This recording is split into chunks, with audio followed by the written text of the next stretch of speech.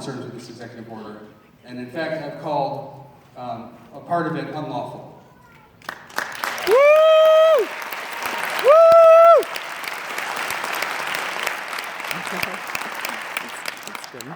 So let me try to work through it so that we can get on the same page and understand what this executive order does and what it doesn't do.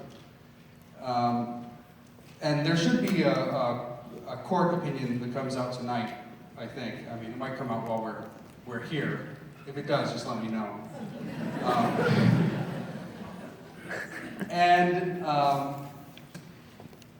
And the lower court order, the order from the court to stop the whole executive order, I think that overreached as well. So you had an overreaching executive order, and I think you had an overreaching court order. Because not everything in the executive order, in my opinion, was unlawful. It might be bad policy, but judges don't get to decide whether the executive is doing the right thing from a policy perspective. The judge only gets to look at whether it's lawful or not lawful. So the executive order affects 3 groups of people: immigrants, non-immigrants, and when I say non-immigrants, think of that as visitors, people who are visiting the country as students, tourists, business persons, and the third group would be refugees. Now, we have a law on the books in 1965 that says with respect to immigrants, so the first group, you can't discriminate against people on the basis of national origin. And there's also a law from 1952, which the president cites, which says that basically the president can disallow any class of people from coming into the country. So I think, with these laws in conflict, that the 1965 law limits what the president can do. Mm-hmm. There are many on the right who will tell you that the president has absolute authority here, and that there are previous examples where presidents have stopped people from a particular country from coming here. But in all the cases that I've seen cited, there was an act by a foreign government that the United States was responding to. So in other words, a foreign government took an action, whether it was Iran or Cuba or some other foreign government, and the United States responded with some action to reciprocate. So it wasn't just a blanket, where we think that people from your country are scary, so we're going to stop them from coming here. It was in response to some action by a foreign government. That's why I think this is basically a gray area, and I, in resolving this, would err on the side of the 1965 law. And the president is saying, and many of the people supporting it are saying, no, the 1952 law is more important, and the president just has inherent authority as the executive to block anyone from coming to the country. I disagree with that, but that's what the dispute is there. Woo! Woo! To be clear, that's only with respect to immigrants, so that's one of the groups in the order.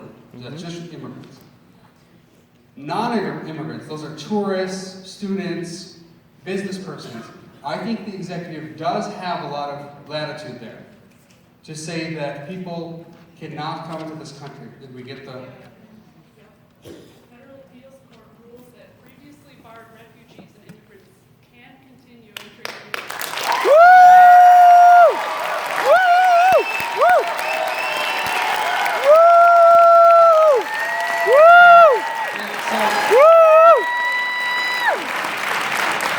So I'll have to read it to get thank you for sharing that. I'll have to read it to figure out exactly what's being said, but I'll continue with my analysis, which may be different from that court's analysis. But the president does have a lot of leeway under our Constitution and federal law to block non-immigrants. These are tourists, students, business persons coming into the country.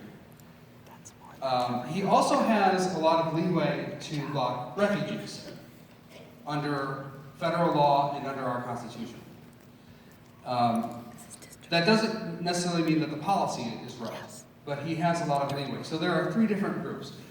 So the group I think that it's unlawful to block are immigrants. Yeah. And his executive order applies to lawful permanent residents. These are green card holders. You have the administration saying, no, DHS has said it won't apply to them, but that's actually not correct. If you read what DHS said, we will accept them on a case-by-case basis with the presumption that they are okay to come in unless we think they're not. Which is basically saying nothing. Because the executive order already allows the government to let people in on a case-by-case basis. That's already permitted. So this DHS statement, it was a messaging statement to help people, put people at ease, but it actually doesn't change the executive order. You'd have to actually rewrite the executive order, which the president can do. He could actually issue another executive order saying lawful permanent residents are not included. He could also say all immigrants are not included. But at the very least, if he wanted to resolve that issue, he could say lawful permanent residents, green card holders are not included. The administration has not done that. So I think that's a major problem. There are people who will tell you, well, President Obama came up with this list. It is true that President Obama and Congress did designate these 7 countries, but for different purposes. For different purposes. That was to not allow people from people who had visited those countries or who were from those countries to use the visa waiver program. This doesn't mean that they couldn't get a visa. It just means that they couldn't use the visa waiver program. So, for example, let's say you had someone who was a United Kingdom resident who was born in Iran, but he moved to the United Kingdom as a child. That bill that was passed under President Obama would have said that that person cannot use the visa waiver program to come to the U.S. without a visa, because we have a program with the United Kingdom to allow people to come in here to just ease their burden as they travel. I even think that went too far under the previous administration, so I had a bill actually to resolve that issue. So President Trump is using it for a much broader purpose. The other difference between what President Trump is doing and what President Obama did relates to the example people give of Iraqi refugees, that there was a 6-month ban on Iraqi refugees. Well, it should be clear that the Trump executive order doesn't just apply to refugees even from, not just from one country, Iraq, not just 7 countries, but all countries. I think this is something that a lot of people are not aware of. The refugee ban is all countries. It is not just 7 countries. It is every country in the world. And there are some people who might say, okay, that's fine on policy grounds. It is, in my opinion, fine on legal grounds, but it doesn't appear to be sound policy. If you have a policy... Woo! Woo!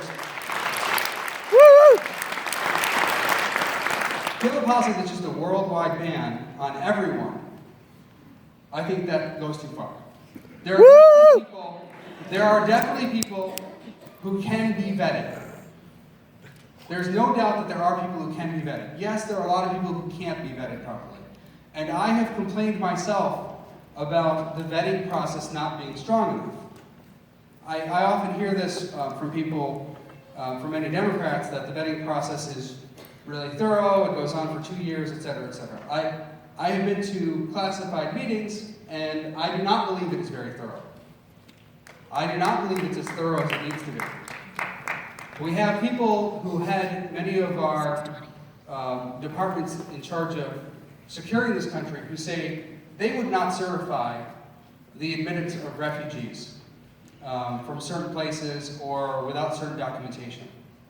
And that concerns me when I hear different heads of agencies in classified settings telling me they would not certify that. So I think there's more to do there to fix the problem. But the main point I was trying to make is that the Iraqi refugee ban for 6 months is not the same as this ban on all refugees. They are different things. It's apples and oranges. You can't really compare them. And for people to say why didn't the president, why did Democrats complain about the Iraqi refugee order? Well, it's because it wasn't public. It wasn't public in 2011. I don't think we learned about it until 2013. So there was nothing to complain about at the time because nobody knew that it was happening. So I want to let me briefly mention one other thing, and then we will take questions. Civil asset forfeiture. Civil asset forfeiture is bad. Woo! Woo! Civil asset forfeiture. So Civil someone takes asset your shit. forfeiture is taking people's property without convicting them of a crime, and without, in many cases, even charging them with a crime. So lack of due process, lack of conviction. It's bad. You had President Trump the other day making statements in support of it. Attorney General Sessions has long supported civil asset forfeiture. President Obama has long supported civil asset forfeiture. Attorney General Lynch has supported civil asset forfeiture. Attorney General Holder has supported civil asset forfeiture. So I want people to understand that there are lots of concerns that I have with Attorney General Sessions and with President Trump on this issue. But the Democrats who have been in charge of this have been just as bad on that issue. And on a number of other civil liberties issues, whether it's mass surveillance of Americans, indefinite detention, droning American citizens without due process. So keep that in mind, that both parties are doing things that most of us would disagree with. And when you are talking about the problems you have with a particular action, you really need to think about whether the other party is doing it too. And if so, how can we work together to resolve this? Instead of trying to make it into a partisan fight, how can we work together? I often work with Democrats in Congress on many of these issues. We try to resolve them. If we just resorted to name calling and all that, we wouldn't get very far. And also keep in mind that members of Congress take their cues from the public.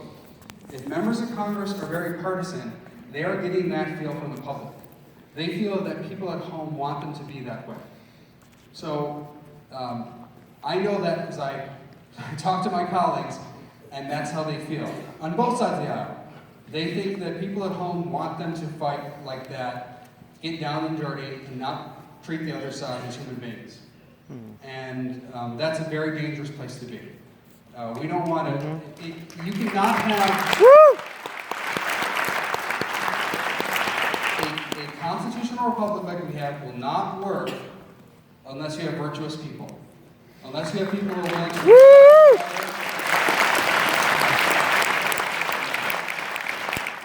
respect disagreements and find ways to work together. So with that, I will open it up to questions. And thank you for being here.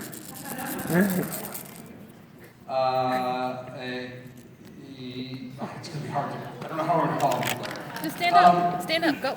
So the gentleman in the, yes, right there. I'm sort of pointing to you. Do you have something around your, yes? Is it a scarf? Oh, and could you please say your name and where you're from? I'm Dave Natchez. I'm here from Grand Rapids at Southeast Side. In September, I sent a message to you about sensible gun control, of which there is none.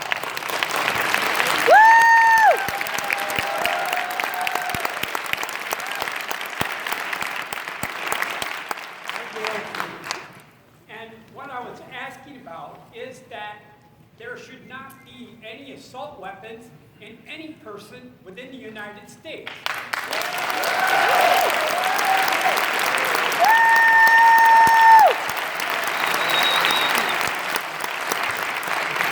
And he came back with a comment that was basically all legalese that I didn't understand at all. And I am a lawyer. we're as constituents. Yes. You need to talk to us as we are general people. Yes. Woo! You went on to say that we couldn't, what you said is we cannot attack constitutionally secured liberties threaten the fundamental character of the United States. Assault weapons still do not belong in our country within, general people. Yeah, sir, can you tell me what you mean by assault weapon? AR-15, any type of one that automatically shoots. So, It's semi-automatic. At any time. so when you say automatic weapon, it's like that's an assault rifle. Those are banned. They are not allowed in this country. So, automatic weapons are not permitted. So, semi-automatic weapons are permitted. And semi-automatic weapons include things like pistols, basic handguns that people have. And I would not support some ban on handguns or other semi-automatic weapons. Woo! Woo! Sorry, These are not military type weapons. These are weapons that many Americans, probably many people, I don't know about this room, but many people own. Yep. Yeah, but I don't, okay. The question was about assault weapons as they were described. And Along with sensible gun control. Yeah. There is Yeah. not appropriate And- vetting for people. He just And decriminalized so using a I gun, understand. discharging I a gun understand in your a point. school. He So just did that he's this talking week. about assault weapons and automatic weapons He's not and, asking, like, I as think he's that phrased it, sensible gun control. And my response is that automatic weapons are already not allowed. Many of the modifications, I heard someone in the crowd talk about modifications. There are what I would describe aggressive-looking modifications that don't change the function of the weapon. It's still a semi-automatic weapon. So it may be dressed up to look like it's something more like a military weapon, but it actually doesn't have that kind of power or effect. You can't fire off rounds in an automatic way. In any case, I think that these issues should be handled not at the federal level, because there's a very clear mandate in the Second Amendment that the right to keep and bear arms shall not be infringed. So, Woo! Woo! Jeez, ladies. I think we look at, Just like, you so can yeah, really. talk to people at the Just left local me to go level, and around. states do in fact have different rules. But I would not support a federal ban on semi-automatic weapons. Woo! Representative Amash, my name is Tom Hales. I'm a libertarian. I'm also a board certified behavior analyst. I'm a small business owner, And what do you think about my behavior? and I hold. On the He whole, said he's a behavior analyst. on the whole, it's pretty good. I hold a master's degree in the field of education. Okay, you are currently co-sponsoring Bill HR 899, a bill to I think a lot of people here do not actually know what the Department of Education does. The Department of Education distributes Pell Grants. They provide oversight to ensure states are keeping in compliance with federal legislation like the IDEA Act. And they establish federal standards so improvement can be measured reliably across state lines. I've got a few questions here. I'll try to make this quick, okay? All right, so without the distribution of Pell Grants, higher education would be unaffordable for many.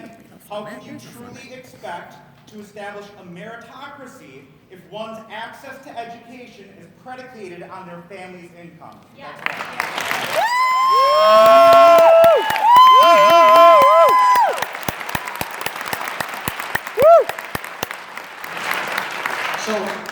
First, most funding for schools does not come from the federal government. It's a small fraction of the overall 8%? funding that comes from the federal government. Right. So in the state of Michigan, it's a little higher than, I think it's like 12% is from the federal government. But let's say nationwide, it's 10% or less. It's not a high percentage. What you get out of the U.S. Department of Education, which is a fairly new department, frankly, it's not something that's existed for all No. time. 1980. People, No, yeah. before that. Public schools under the Health predate and Human the U.S. Services. Department of Education, I assure you. So It's been around it is since a fairly new 1800s. department. It is a small fraction That's not of true. all He's lying. school funding. And mostly what you get is a bureaucracy. I don't mind, but We, taxpayers in Michigan, send our money to the federal government. They send it to a bunch of bureaucrats who make more than teachers do here at home, frankly. They send it to a bunch of bureaucrats who put mandates on our schools, who tell our teachers how they have to teach, and attach requirements on our school districts before we can get the money back. And then they send us back pennies on the dollar, and our own dollars have to be used in certain ways. So even the money that we raise from our taxpayers have to then be used in the way that the federal government says. So what ends up happening it's only is 8%. actually a reduction in the amount of resources available to public schools. It actually harms public education. It doesn't help public education. I would totally agree with you that the federal government is horribly wasteful and mismanaged, and that's fine. I agree with you on that. I'm a libertarian. But I will say that's a sacrifice that I am willing to make in order to ensure that all children have access.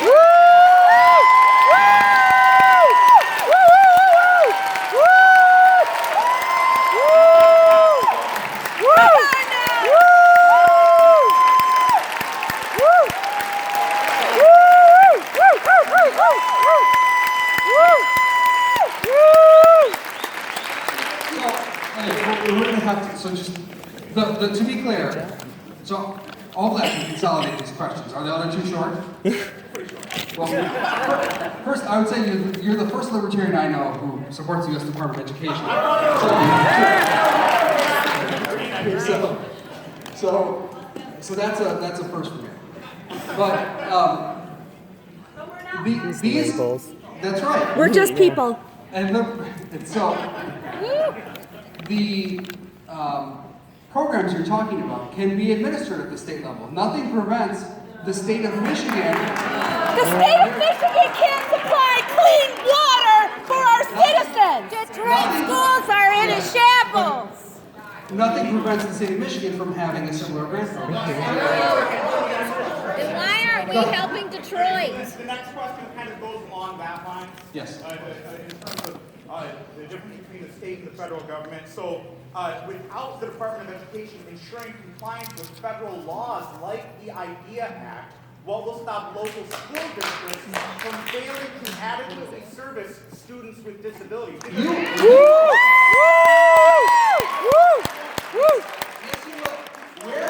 I work for a private company. You yourself. Who can service me are the people who come and get me are the people who have insurance. Your assumption is that only the federal government can do these things, and that's just not correct. That is not correct. You can reach out to your state government to do the same things that Right. you want the federal Why don't government you do that? You do that. Represent us. With Donald Trump in office, I don't know why you're all such big fans of the federal government.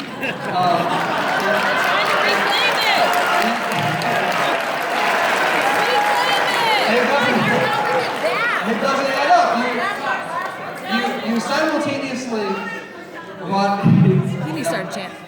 I'm not misframing. We're going to do the healthcare question and start The issue is, it can be handled at the state level.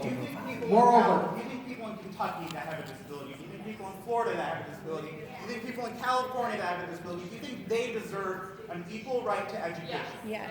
Yes. They can, but the federal government doesn't have this authority under our Constitution. The federal government. General welfare. General welfare? That is not, that's you're talking about in the preamble to the Constitution? So. How about, Support a constitutional amendment. Well, that's fine. If your position was that you support an amendment to the Constitution. 14th Amendment. That is a fair. That position. covers it. Yeah, we have to take turns here.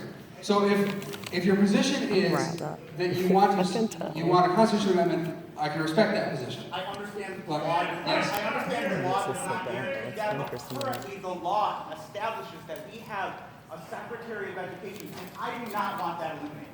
I do not want that. I understand that, but So- you also want me to follow the Constitution, right? Absolutely. You want me to stand up to Donald Trump when he violates the Constitution? You want me to stand up to anyone? yes. But then at the same time, you want me to support a department that is not authorized under our Constitution. It is not consistent. The 14th Amendment. Listen, Equal protection. if you're wondering why people in Washington become so partisan, it's because these issues are always framed in partisan ways. Either we support and defend the Constitution, or we do not support and defend the Constitution. We can't support it half the time. Because you know what I hear? My constituents on the left tell me, and I grant you that you say you're a libertarian, but my constituents on the left tell me that they want these parts of the Constitution enforced. You have to enforce the Emoluments Clause, you have to enforce this clause, you have to enforce that clause. But then when it comes to other parts that say, oh, never mind about that, or it's not the 1700s anymore, things should be different. And the people on the right say the same thing. They tell me you've got to support the Second Amendment, you have to support this amendment or that amendment. Then they say, oh, forget about the Fourth Amendment, or forget about the other amendment. That's just like, don't you know it's the modern era and we can't do it that way anymore? So I have people on both sides telling me conflicting things. You want me to support the Constitution half the time if you're on the left, and the other half if you're on the right. And I will support the Constitution. I will support it 100% of the time. Ready? We're gonna do it. The Constitution does say that you can't, because the 10th Amendment reserves to the states all powers not expressly authorized to the federal government. So if the federal government is not authorized to do something, that is reserved to the George states. Washington established a cabinet. He was the first person to establish a Ready? cabinet. But the Constitution allows them to establish a cabinet. That's what the Secretary of Education is. There is a cabinet. You have a good point. Next! Next! Protect our schools! Protect Hey, our schools! that's Protect our schools! That's all. Protect our schools! Protect our schools! As a board certified behavior analyst, Yes. I'm a scientist. Federal data collection has allowed people like me access to metadata. This is collected across the country with universal standards. This allows us to assess strategies that are working and strategies that are not. This legislation could be devastating to the scientific advancement of educational research in our country. I'm sorry, the question is metadata? Yeah, so there are universal standards for collecting data because Yes. they're federally established. So I can compare data that I take to something that's taken in California. Prior to all this the federal collection. So if I don't think the federal government has to collect data for I think that the private sector can figure out how to collect data. My name is Lauren. Will you meet with us about education? sorry. Since that's a big issue for everyone, will you meet with us when you're back in office? When you're back in town on the week of the 20th, will you meet with us about education? I don't know if I'll be able to meet that week. I don't know. We'll likely have another town hall, but it probably will not be in Grand So you won't meet with people who have special needs kids? Education, though, this is a really big issue, and we have a lot of concerns. We need a meeting with you when you're back into town on the week of February 20th. Well, I can't commit to that week. So we can try to work out something that will work. Why can't you commit to that week? Because I have a schedule. We are your employer. Yes, That's why but you're here. When I you're back in don't- town, isn't that why you're here? yes, but I don't represent only the group here. I represent Everybody 700,000 in this people. room is very concerned about on Yes. education. I'm trying to move it along so we I can have other represent- questions. I understand. I represent 700,000 people though, and some of those people live in Battle Creek, in Hastings, in You don't get them all. Ionia, and so I will be working to meet with everyone in the district, which is my responsibility. You're not willing to withdraw your co-sponsorship from that bill? No. Boo.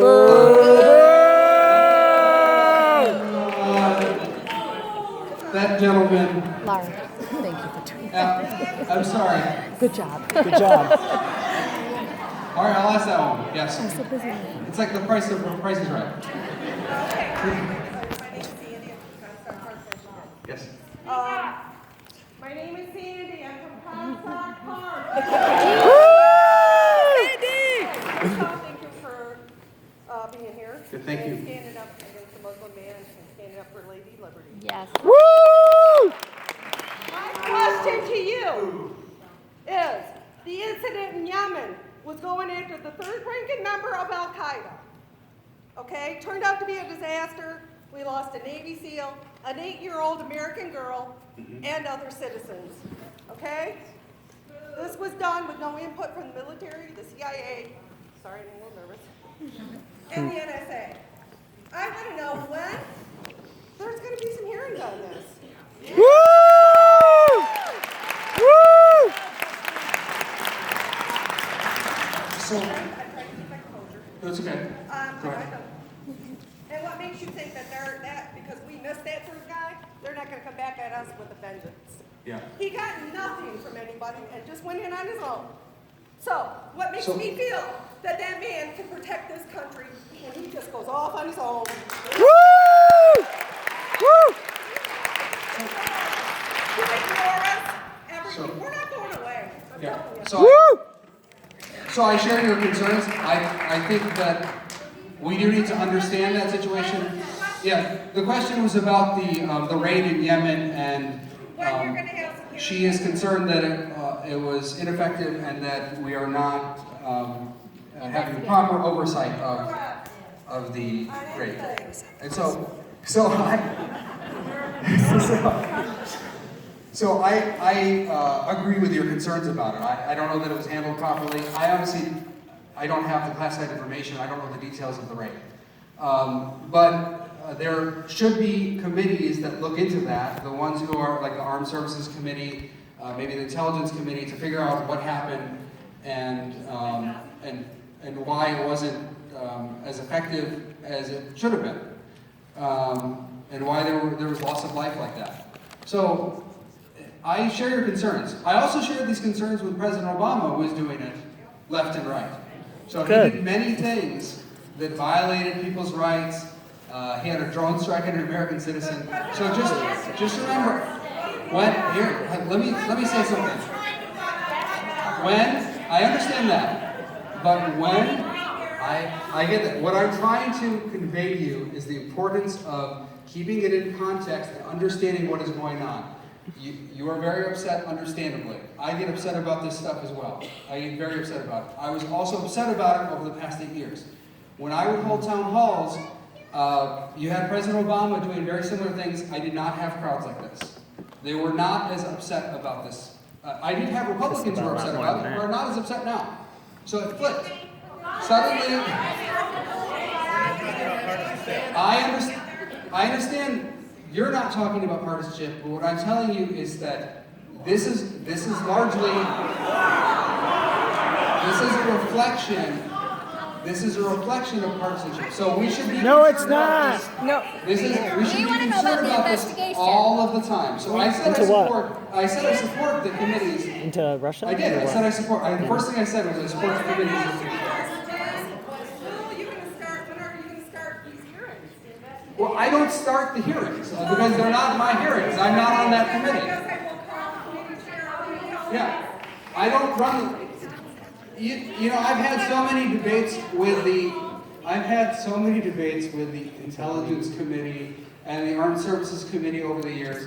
I hope you've seen that actually, as your representative, I have called them out many times for not investigating things properly, and I think that this is no exception. So I think that we have to have. But you're my representative. Yes. Can you go back and, your input?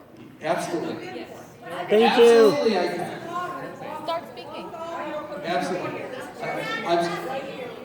I'm going to go to that gentleman up there. Yes, sir. In the aisle. Yes. My name is Craig Morrow. This is nonpartisan. Regarding Social Security.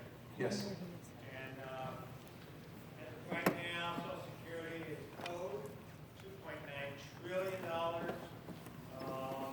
No way that the government's going to be able to pay back, because it is an obligation. I don't understand the low threshold that we stopped taking Social Security out. I mean, the threshold is $127,000. The people who earn over $127,200 are the exact people who should be helping out. Woo! Woo! Woo! Woo! $2.8 trillion will never be paid back. I can't borrow money and save it back. I'm not going to pay it back. How will we stop the federal government from doing it? Yeah. So yes, it's true that we don't have in the federal government separate pools of money. It's all just pooled in one pool. And when they tell you that there was a Social Security fund, it's not true because they can just borrow against it. And that's what they've done historically. They've borrowed against it.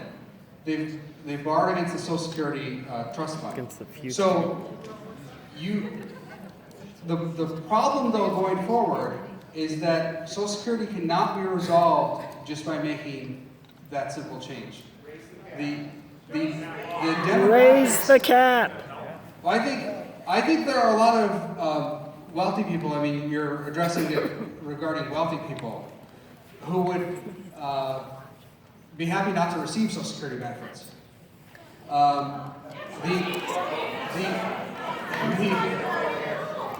The issue is demographics have changed in this country so that there are not as many people paying into it. Raise the cap. If you'll give me a moment to give my answer. So there aren't as many people paying into it as there used to be. We used to have a few retirees compared to a large workforce. And now we have many retirees with a much smaller workforce. And so that is a bigger problem than just raising the cap. Yes, you could make some adjustments to the cap. I wouldn't rule that out. But I would say that you have to structurally reform the entire program, or it's not going to be solvent in the long run. So I see that. Part of it should be raising the cap. Yeah, but I said you could consider raising the cap, and I'm willing to consider that. Woo! Woo! Woo! But that will not resolve the problem. It won't help it. It won't help it nearly enough. The problem is much bigger than that.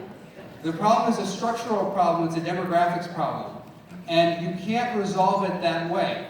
You'd have to change Social Security dramatically for younger people to make it work in the long run, because we don't have enough workers now compared to people who are retired. There's just not enough people.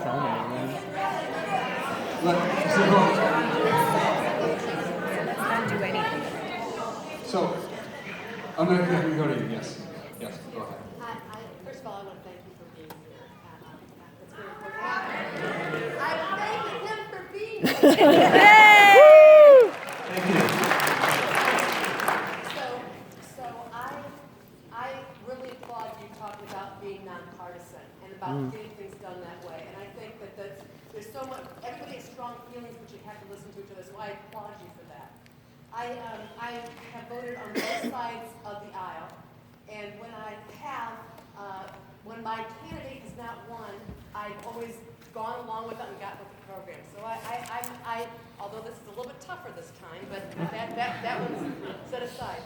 I volunteer at Gilda's Club, where I teach people who are fighting cancer or who are fighting the grief of death to alleviate their anxiety through meditation. I know several people who are in worse shape today because they did not have decent health insurance before the Affordable Care Act.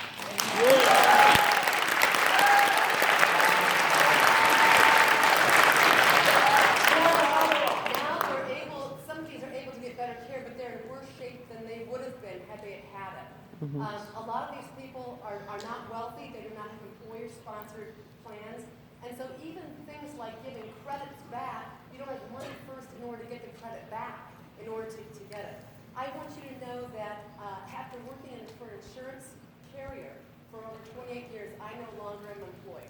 So this year is my first year on the Affordable Care Act. And now I hear that it's going to be going away. And this is frightening. Working for an insurance company, I can tell you how much goes into making those things work. It is extremely complex. So my concern is the thought of the Congress and the Senate looking to repeal it. And I want to ask you if you'd be willing to fight not to repeal it and instead. Woo! Woo! Woo! Woo!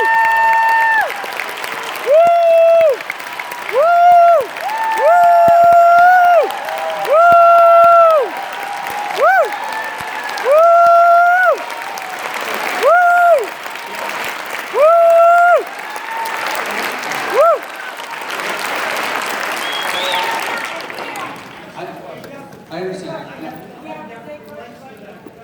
Well, one second. So, I support repealing.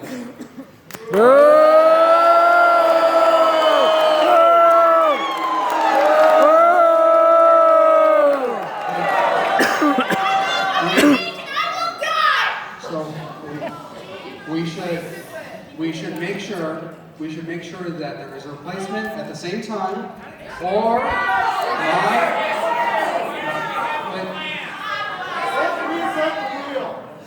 We need the plan. So we should make sure that there is a replacement at the same time, or as I suggested before, when the replacement happens, it is not triggered until the state replaces it. When the repeal happens, it's not triggered until the state. So you would give the state, like if the state of Michigan were coming up with some system, you give that state an opportunity to find a replacement before the repeal is triggered in the state of Michigan. So you have to remember, the ACA, without a doubt, has helped some people, without a doubt. Yes, a lot of people! It has also hurt a lot of people. No, bro! Because people have higher premiums. That's not what's causing it. Higher deductibles. 10%. Deductibles have gone way up. They've gone up for 20 years. If you don't, please, talk to some of your neighbors. You will find people who have been hurt by it. No. You will find... More than helped. You will find people who have been hurt by it. No. You'll find, I've never heard the anybody cost say. going up. The main problem with the ACA is that it has not reduced healthcare costs overall. So it has shifted the cost, but has not reduced the cost. You have to actually reduce the cost of healthcare so that when people go to the doctor, it doesn't cost as much. A big part of the problem is our third-party payer system, where people pay for insurance, and the doctors and the patients don't know what the cost of healthcare is for any particular procedure. So you have less competition, fewer choices. You have only a few insurance companies in some states who are even operating within those states. We are, unfortunately, with ACA creating a lot of monopolization of insurance. Yeah, it's creating it. And there are... Woo! Woo! Medicare Medicare for all. Everyone's concerned. There are people in this room, there are many people in this room who are very concerned and support the ACA. I understand that. There are also many people in my district and throughout the country who do not support it and who are being hurt by it. So we need to understand that. We need to understand that, and yelling at each other does not resolve the problem. So we need to talk to each other. It was Not listening. So I'm going to go to this gentleman. I understand.